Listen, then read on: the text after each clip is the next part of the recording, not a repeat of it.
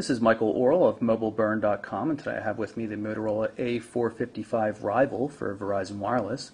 This is a compact QWERTY messaging device. You can see we've got a nice 4-row QWERTY keyboard. We'll show you that a little bit later.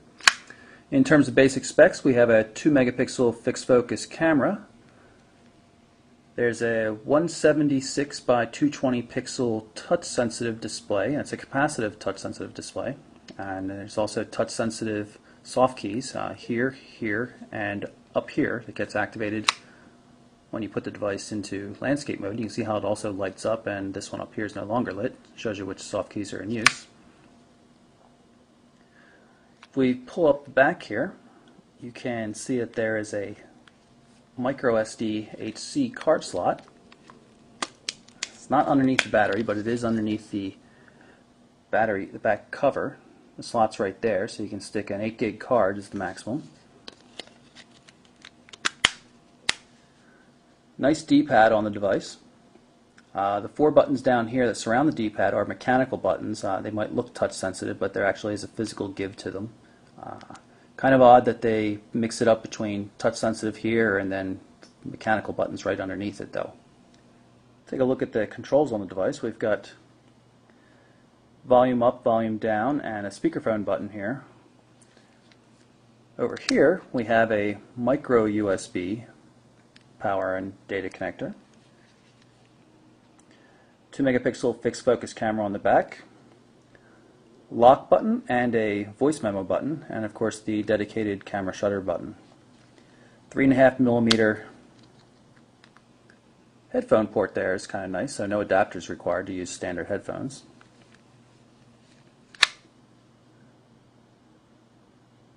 Get a good look at the QWERTY keyboard there, and we're going to turn off the lights so as you can see the unique backlight feature, how it works. We've dimmed the lights a bit so we can see the keyboard better, and I'm going to pull up the messaging system. You see I hit the touch sensitive area on the display there. We're going to go into a new message, and you notice at the moment the red letters are lit up, but as soon as I hit the function key in order to get numbers, watch how the numbers and the symbols turn up in green to make it easier to type in a number. When we go down into the text area, you can see once again by default we've got the red keys. As soon as I hit the function button, lights up green for the symbols and numbers. Pretty cool. Got the lights back on so we can show you how the keyboard works.